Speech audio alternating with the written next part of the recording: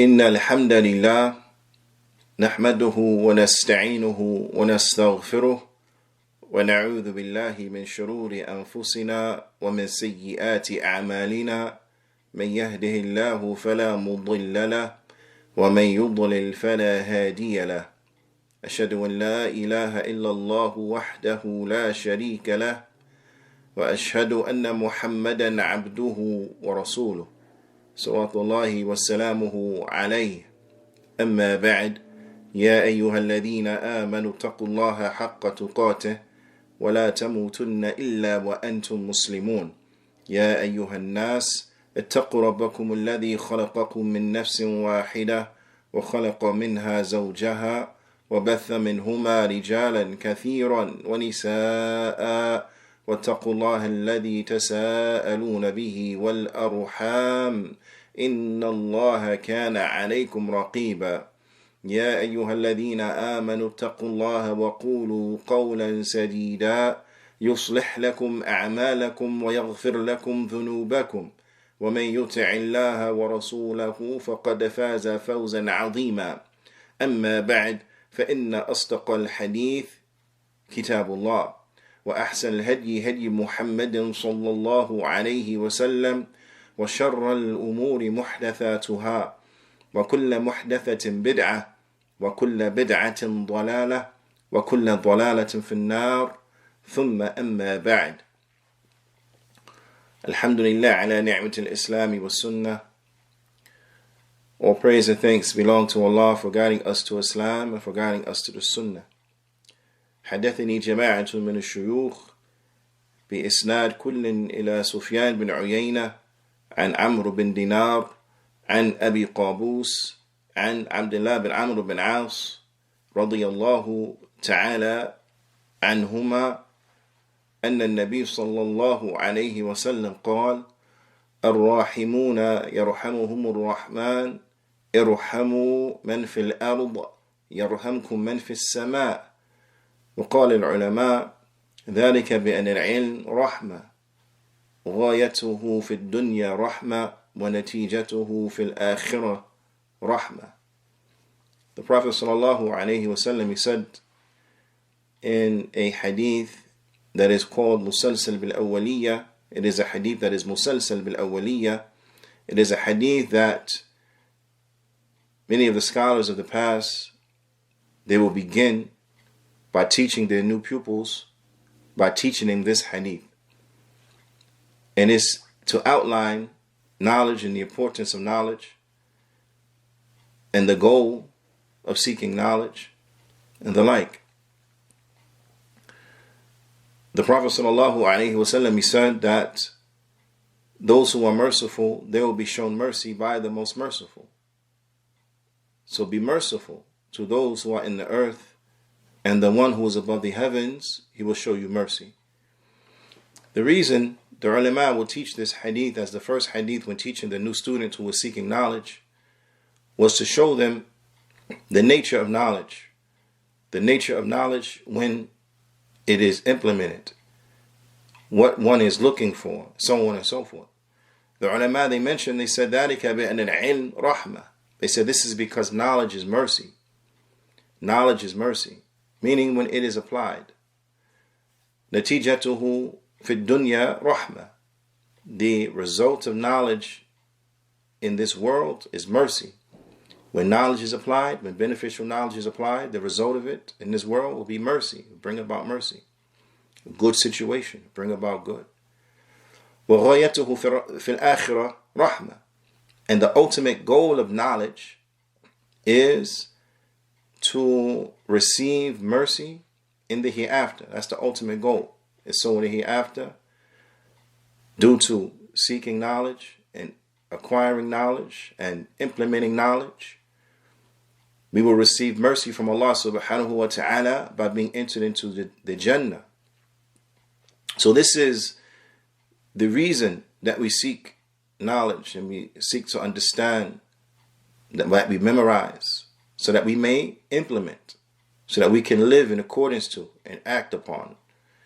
This is very, very important. And this will bring about mercy. When the person applies knowledge, then this will have an effect upon their total person. This will have an effect upon the manner in which they speak. So you'll find from them words that will lend to and lead to mercy. There will be forbearance. They will be patient. They will say the right word at the right time. And because of their knowledge, they will know when not to say anything. They will know when to withhold their speech. They will act in a way that is appropriate, that won't have any bad repercussions, but will have good repercussions because they're implementing their knowledge, doing what they're supposed to do and staying away from what they're supposed to stay away from. So on and so forth. And just reflect upon the importance of knowledge when applied, the importance of knowledge when applied in an individual's life, and all of the beneficial fruit and that will spring from that. Just some points of reflection, inshallah ta'ala.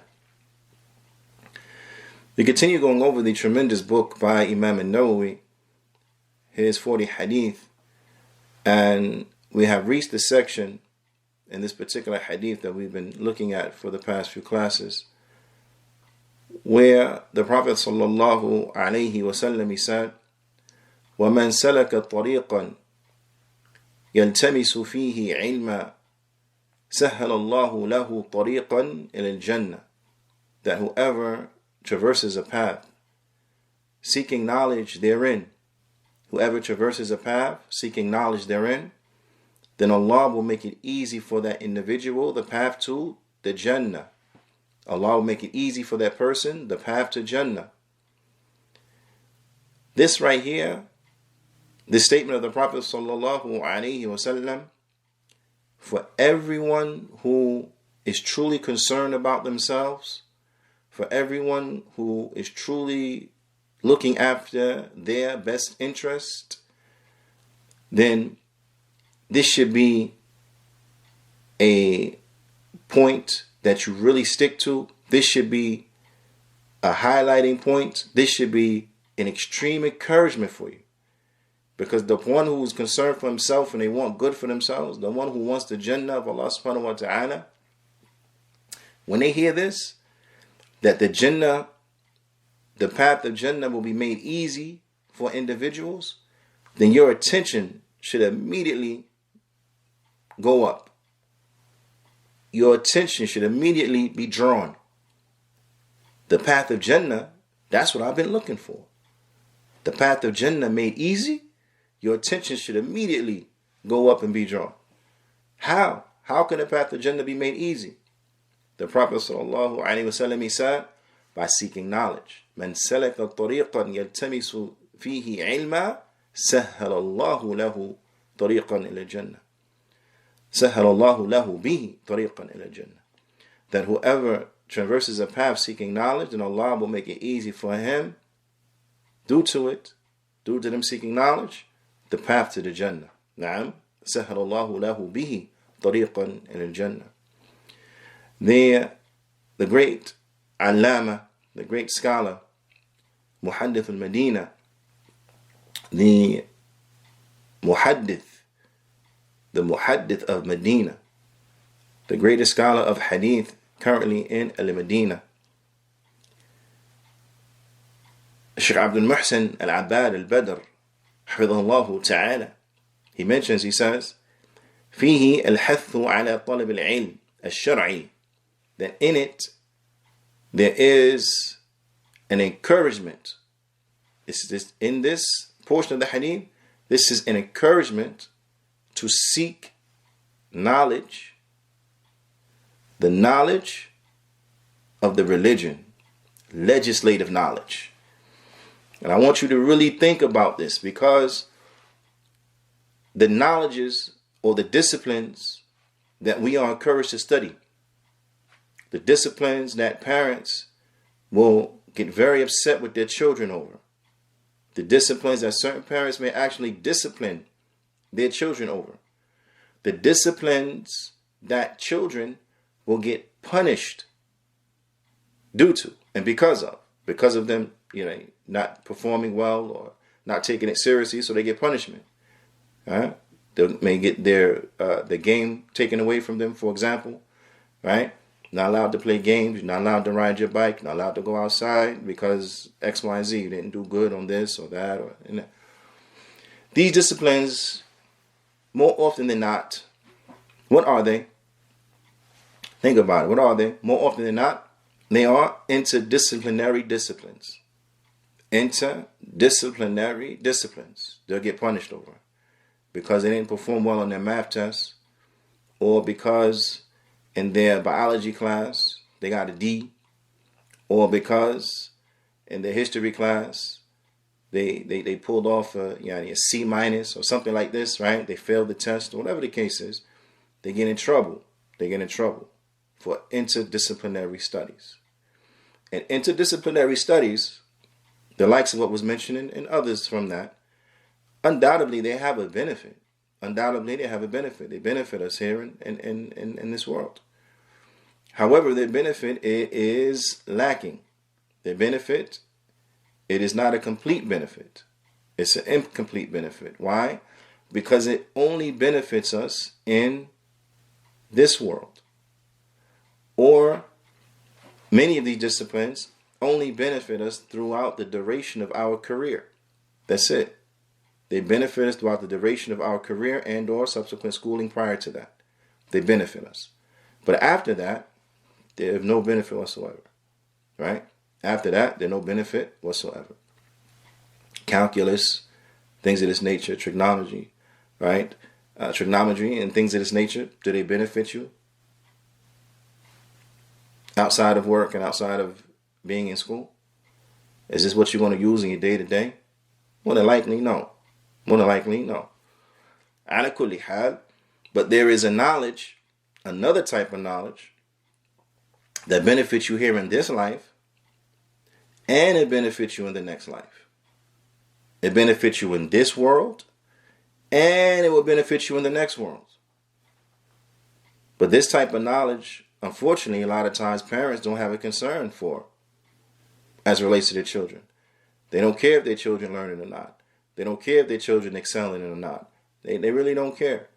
They don't have a real concern. How often is the case that children will be left in the schools of the masjid? They'll be dropped off at the school of the masjid and picked up week in and week out. Week in and week out.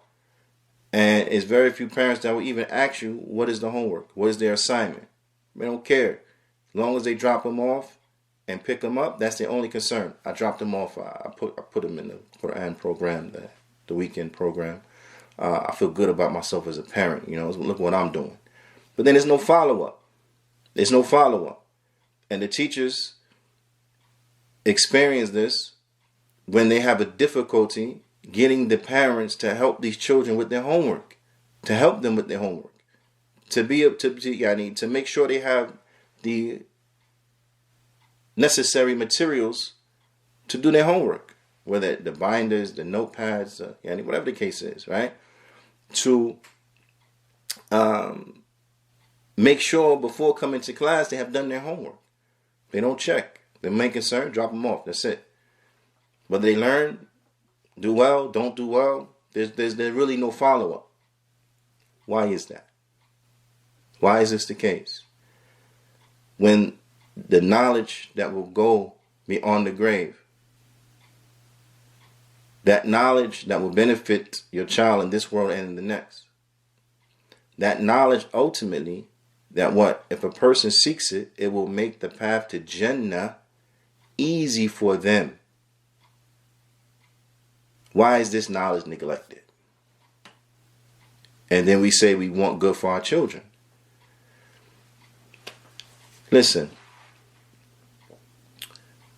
when it comes to interdisciplinary knowledge, parents will say, I make sure my children get good grades because I want them to be able to get into a good school, because in getting into a good school, they'll be able to land a better job, and by having a good job, then they will have a better life. They'll have an easy life, right? And okay, that makes sense. No one's arguing with that logic. It makes sense, right? Okay, that makes sense. However, what makes more sense, and that which should not be neglected, because we're not saying to neglect that, to neglect their grades and so on and so forth. We're not saying neglect that. We're saying to be diligent upon that. Okay? Be diligent upon that.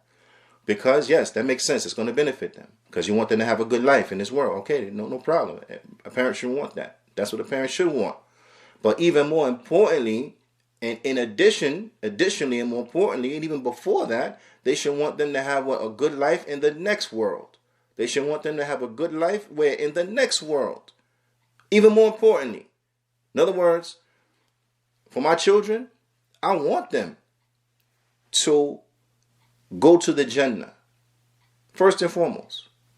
And I want them to have a good life in this world. I don't want no harm to come to my children. I want their lives to be easy. Now, every parent wants that, right? Every parent wants that for their child. But at the end of the day, if I had to choose one of the two, either they have a good life in this world or they have a good life in the next, then I prefer they have a good life in the next world. I prefer they go to Jannah. At the end of the day, they go to Jannah. Whatever happens before that, as long as they go to Jannah, that's what's most important. That's what's most important. But unfortunately, the attitude of a lot of parents is, as long as they have a good life in this world, that's what's most important. I don't care about what comes after that. And that's reflective in the way that they interact with their children. That they would concentrate on that which would benefit them here, but I have no concern with that which would benefit them in the next world. This is a big problem. This is a big parenting problem. This is something that the parents really have to look at, because this is a deficiency. This is ultimately leading to the destruction of their children. They think they're doing good for their children, but they're really not. Ultimately, they're hurting their children. And I don't think any parent truly will ever intentionally want to hurt their child. I don't believe not any good parent that is. No, not any good parent. So in any event, this is something as parents we need to think about. And it's something as individuals, even before that, we need to think about for ourselves. You understand? Because at the end of the day, what's the purpose of everybody going to Jannah if you got to go to hell?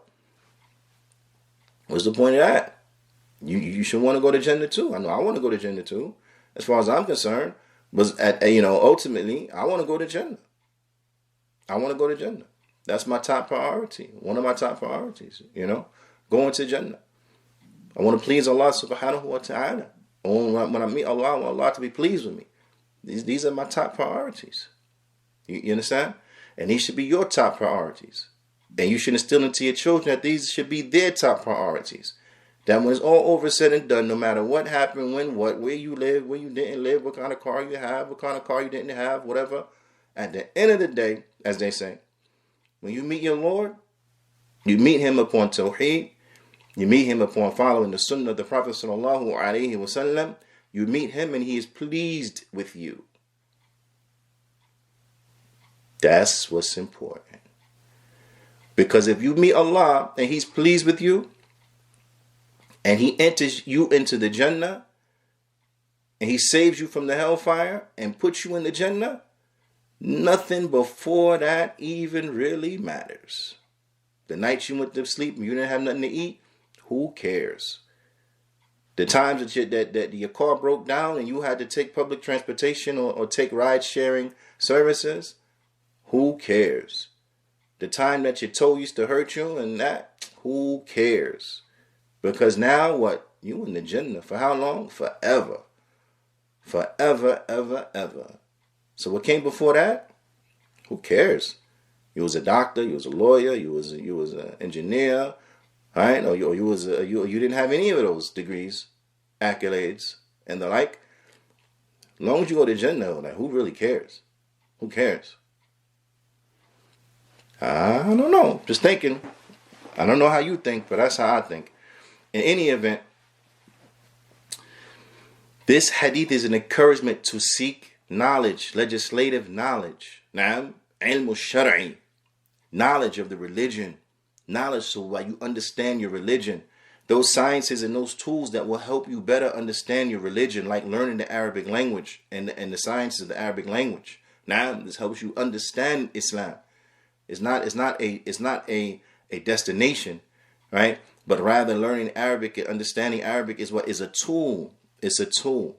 As some of the ulama used to say, لولا الكتاب والسنة ما تعلمنا العربية. They said if it wasn't for the book and the sunnah, we wouldn't have learned Arabic. We learn Arabic, why? Because the Quran is in Arabic. We learn Arabic, why? Because the Sunnah of the Prophet sallallahu alaihi wasallam is in Arabic. Arabic within itself is not a destination. You understand? That's not the final destination. That's not the ultimate goal.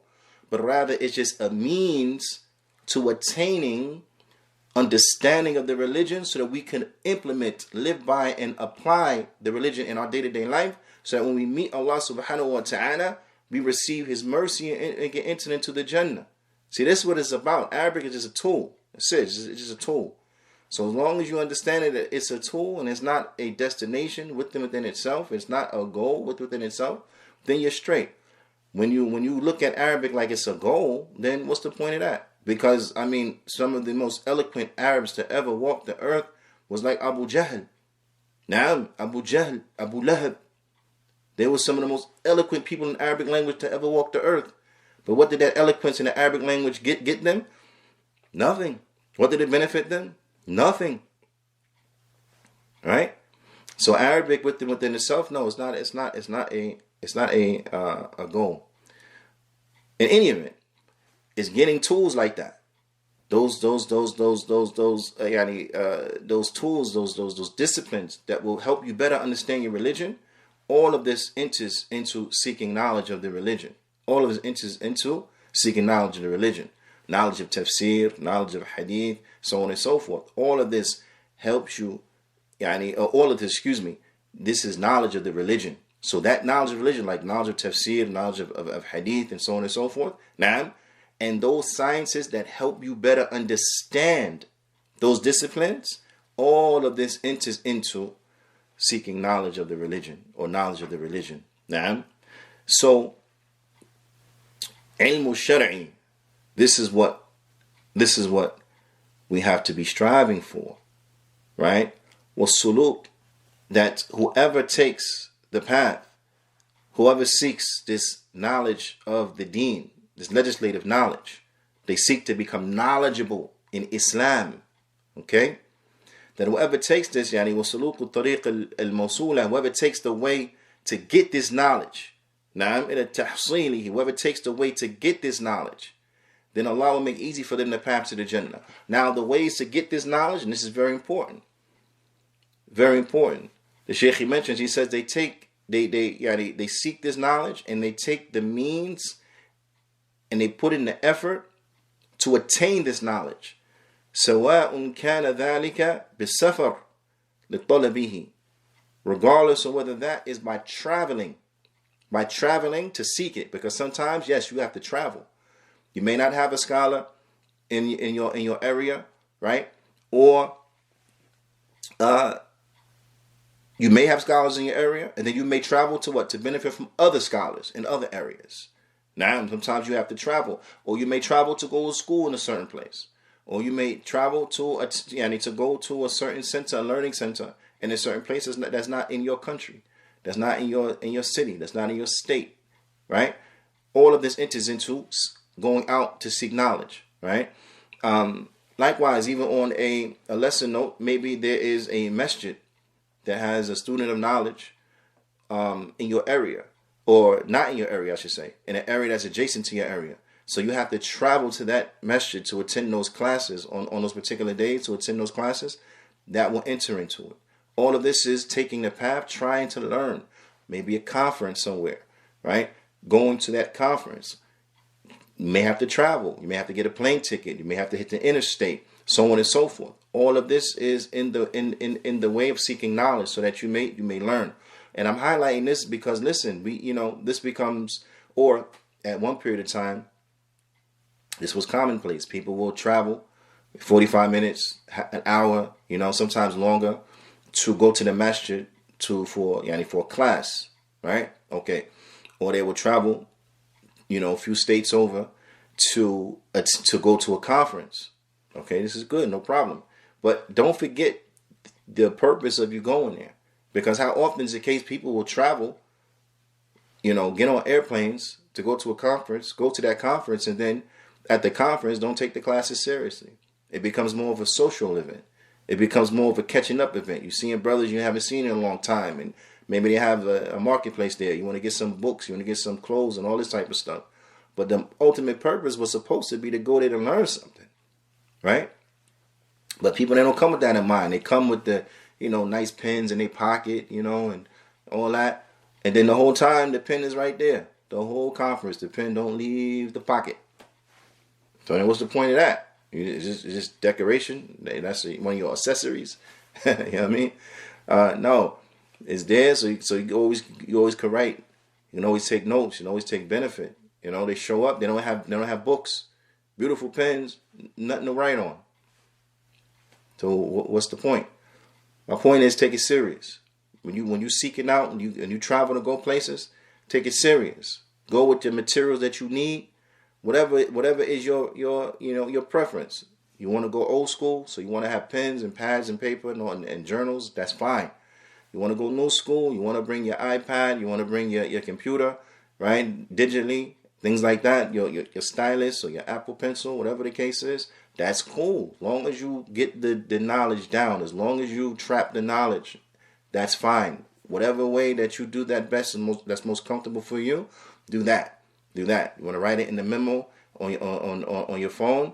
That's fine. As long as you get it down, as long as you take it serious, no problem. But the point is, take it serious. Don't just show up just to be there. No, take it serious. Bismillahi ta'ala.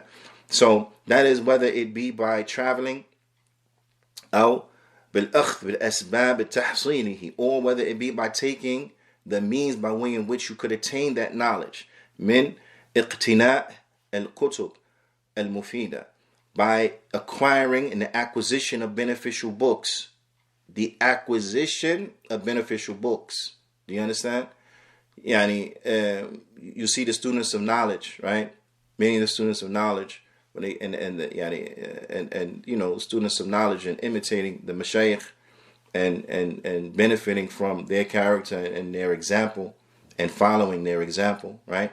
So you find that often students of knowledge, they will give their classes and their addresses inside of their libraries, right? Inside of their libraries, as you see behind me, a portion of my library, right? You will see this, and why is this the case? Is this because you just gotta buy a bunch of books, if you're a student of knowledge? Is that like you just gotta buy a bunch of books? No, it's because this is part of seeking knowledge. Is you have a concern of acquiring books. Why? So that you could read them. And not for show, not for decoration, but so you can read them, so you can benefit. Your research material, your reference material, right? Books so you can benefit, you can learn about your religion. You study.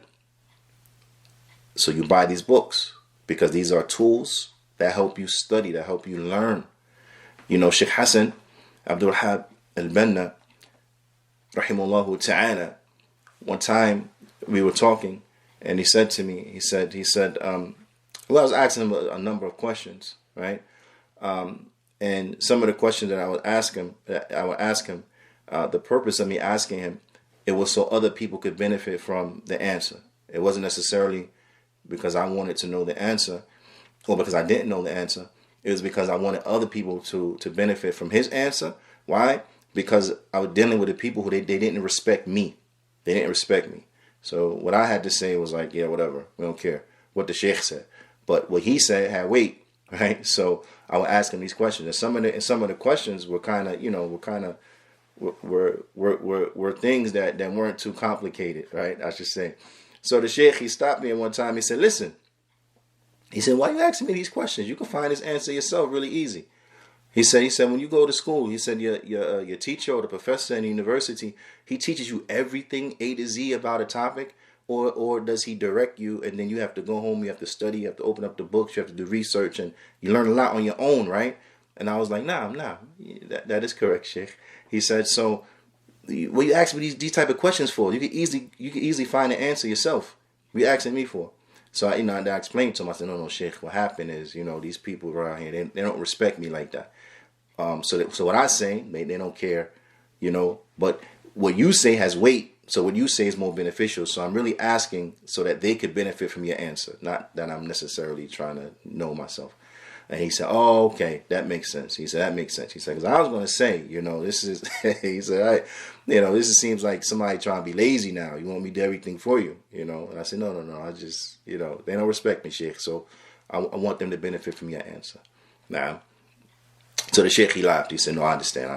I get it. No problem. Then he went to answer the list of questions I had. In any event, but this is, what will help you is buying books, right? It's unfortunate, but now the people, they don't buy books anymore like that, or they buy them but they don't read them. So the Sheikh, he said, the acquisition of books, wa qira'atiha, and to read the books, wastifada minha, and to benefit from the books. So not just to buy them, right, but to read them, go through them, look at them. You understand? And this is how the student of knowledge should be. The person that's seeking knowledge, this is how they should be. Is that they should be a person who has a concern for books, not just buying them, but they buy them, they read them, they benefit from them, they take notes from them. Yeah. So therefore, as Sheikh Saleh Abdis al-Sheikh, he mentions that a student should never read a book except that he has with him a pen and an additional notebook that he can jot down the some benefits real fast, so that he learned that while they're reading, and also to highlight certain sections. You may want to highlight, you may want to under or overline certain sections, right, of the material that you're reading. So there's certain passages that you can easily come back to. You may want to put bookmarks in certain places. So there's certain passages that you can easily come back to in the book itself, and even make to make a tab in the book itself, for example, to have the writable tabs, that you can put a tab and say, and write the topic or the issue or the paragraph that you want to draw your attention to, so that you can quickly go back to that particular reference point in the book itself. And in addition to that, you have a notebook where you actually will write down that paragraph or that statement or whatever the case is, so that you may benefit and have a quick reference that you can study and memorize from, right? That you should never read except that you should have these tools with you. This is very important, because the point of acquiring the books is to attain the knowledge, and this is the point, to attain the knowledge. Now, the Sheikh, he says, he went on to say, wa mulazamatil ulama, also, right? Also, and the Sheikh is mentioning this not in the order of priority, but just mentioning certain things, and it could be said he's mentioning them in a manner that is the most easy to attain, right? Because when it comes to books and it comes to getting our hands on reference material in books, that's something that the vast majority of the people have access to. The vast majority of people have access to. Even those who can't afford to buy it will have access to a library where they can go and borrow it, or they can go to the library, sit and read and benefit from it. So when it comes to books, this is that which is accessible to the most majority of the people, right? So he starts with this because this is easy. Easy. Get your hand on some books, start reading them, start taking notes, start being serious, okay? And now, subhanAllah, with all the books online and PDF version, electronic version, and so on and so forth, subhanAllah, you get a lot of books now. There's a lot of books that I have electronic versions of that I've never even saw the physical book in my life. Never saw it before in my life. Didn't even know it existed until I saw it online in an electronic form. So benefit. We live in a time where, benefit. You understand? And there's no excuse that you're not benefiting. We live in a time where come on. You get so much stuff for free now. Really, come on. We just be playing. In any event, so he mentions first about the books and been reading them and benefiting from them. And then he says, and sticking to the ulama. Now, you got to stick to the ulama. This is something that not as accessible. They're not scholars everywhere. So sometimes you have to travel to go to scholars. Sometimes you may not have a scholar in your particular area, in your particular land, sometimes not even in your country. So you have to travel to go to that scholar. Or, right, or in addition, because you always want to travel and go physically, but also in the meantime and in between time to also follow the lessons of that scholar that are available online. Follow the lessons of that scholar that are available in tape form or in the recordings. I say tape form going back. Maybe I aged myself when I said that. But tape form, right? Or in an MP3 form, or in whatever format that the audio has been recorded, or if it is a video, whatever format the video has been recorded, to benefit from those classes because they're being recorded, audio, visual, and so on and so forth. So we can benefit now like it wasn't available before. So this is a ni'mah, there's a bounty that we have to take advantage of. So we have to be serious in doing this. Be serious and connecting with the ulama as much as we can, listening to them as much as we can. Alhamdulillah, they have apps out. They have apps out now from some of the mashaykh where their materials and their classes, books, audio, and so on and so forth have been collected in an app. So now it's in an app. You can open the app and that's it. You can go through books in an app. So this is a benefit. This is a benefit, and a lot of this is not in English. So this is an encouragement to learn Arabic. There's an encouragement to learn Arabic because when you learn Arabic, the doors of what you could benefit from are opened up tremendously. Now, when you're dealing with a translated language, is limited, and what's been translated, right, is limited. Whereas if you knew Arabic, forget the translations, forget the translator. You have access to the sheikh himself. You have access directly to the sheikh's works. And the mashaykh are very beautiful individuals, very down to earth. Their numbers are available. You can call their phone and they will answer. You can type them on the be it WhatsApp or whatever, and they will answer you. They will answer your questions, and you can communicate with them directly. So this is an encouragement to learn Arabic. So sticking to the mashayikh, naam, and that's the thing. Sticking to the mashayikh wa mulazamati ulama, not these real scholars. Stick to the scholars. You understand? Wal akhdh anhum wa ghayri dhalik, and learning from them, and other than that. That you ultimately want to stick to the scholars and you want to learn from them and you want to benefit from them. So when you're far from them, you benefit from them by being able to read their books, listen to their recordings, watch their videos, attend their online classes and things like this. And this is benefit, right? This is benefit. But also, if given an opportunity, you want to go and travel to them.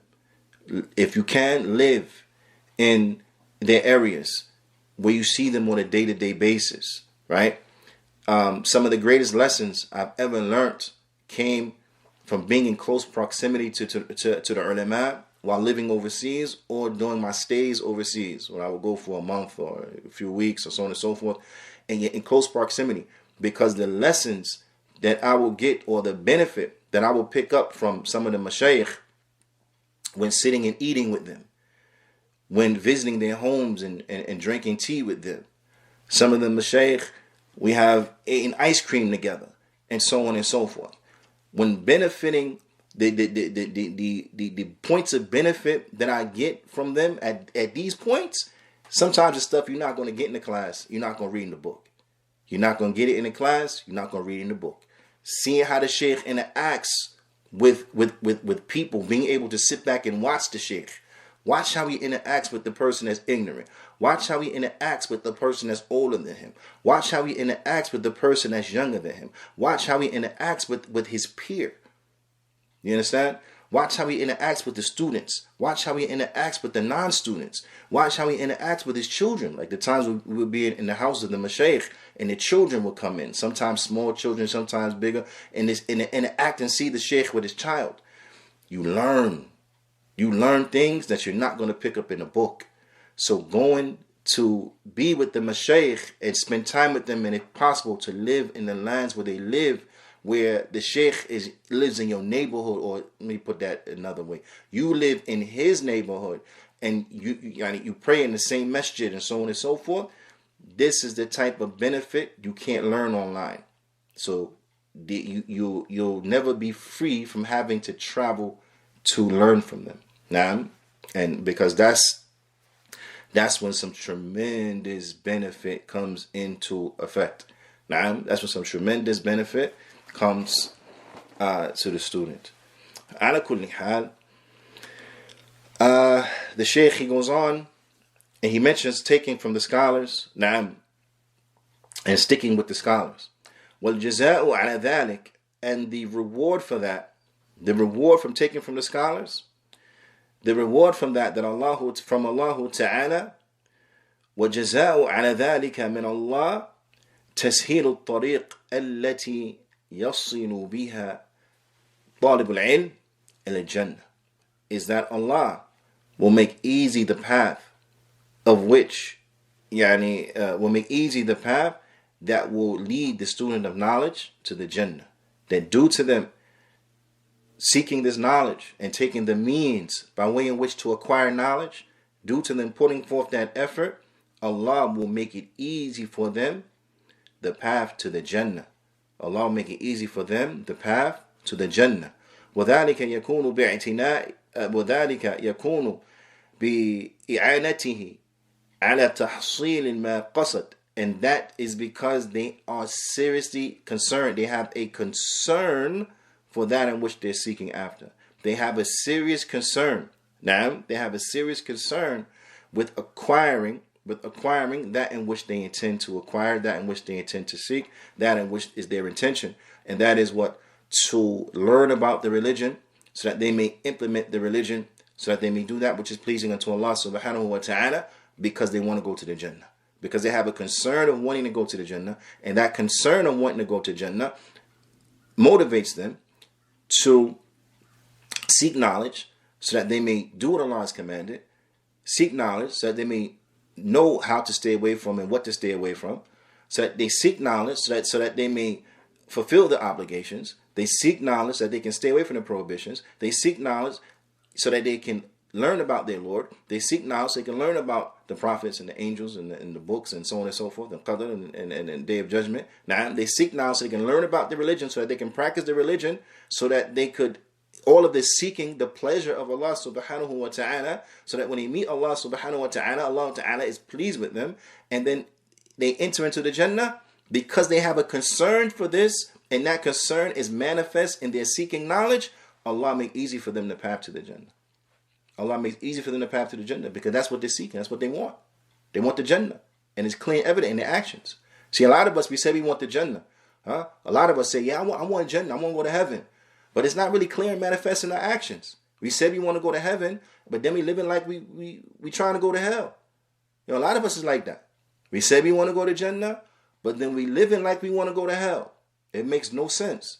But in the student, the way it should be in the student is that it's clear and manifest that yes, this person is trying to go to Jannah, because they're putting forth the effort. They're sacrificing from their time. They're sacrificing from meals are missed, sleep is lost, now money is spent, resources utilized, resources depleted. You understand? Person gets sick.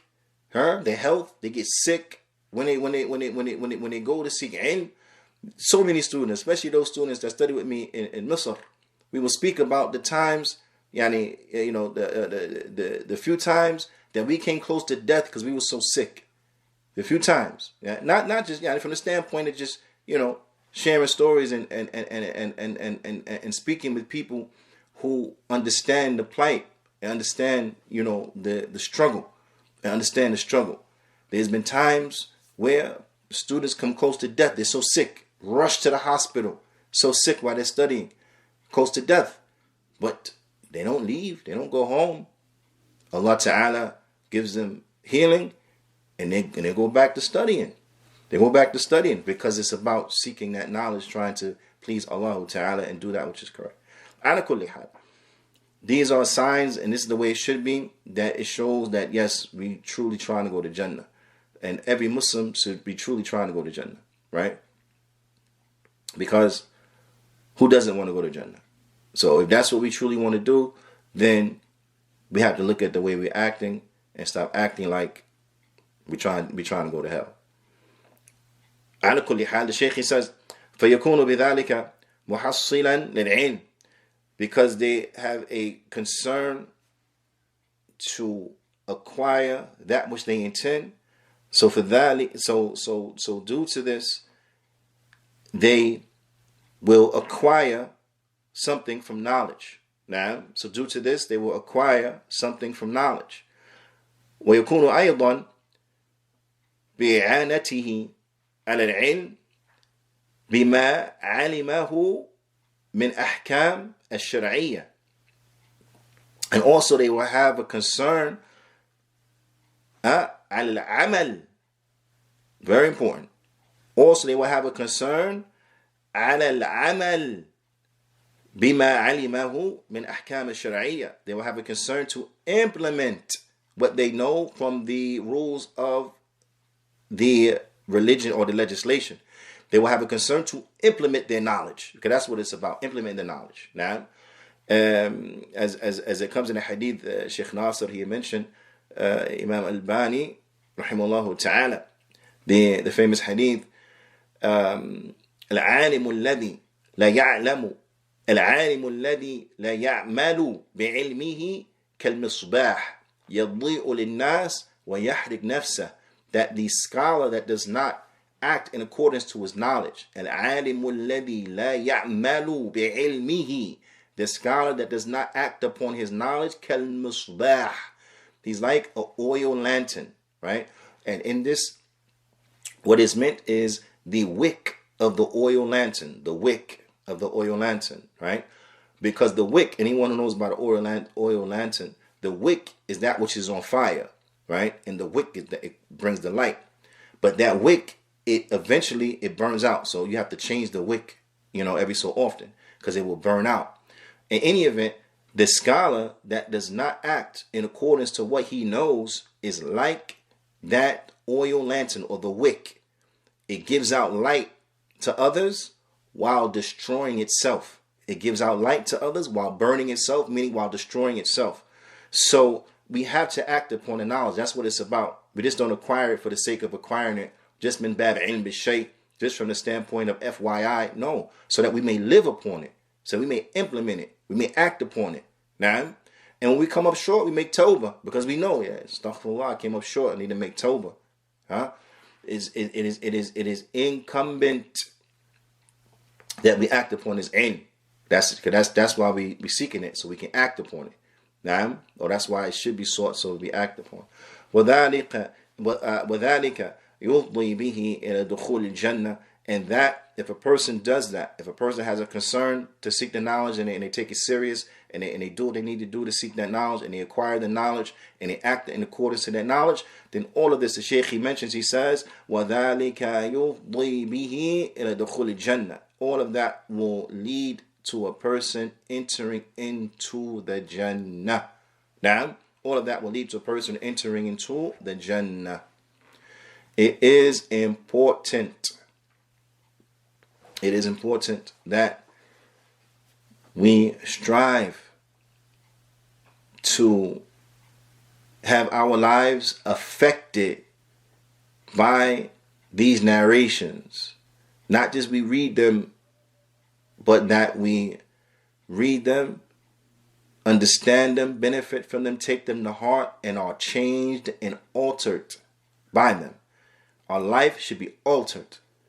So, I don't care who you are. I don't care what your passion is. Once you have heard the likes of this sentence from this narration, this should now add to your passion, add to your life's mission, learning something about your religion. Not everybody's going to be a scholar, and nor is it saying that everyone has to be a scholar. You can be a doctor. You can be a doctor. But you being a doctor, does that now make you free and exempt from having to learn about your religion? No. You can still love medicine and still strive to be the best doctor in your chosen field.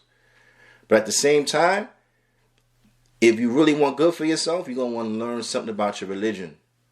So the basics of your religion, you have to know it anyway.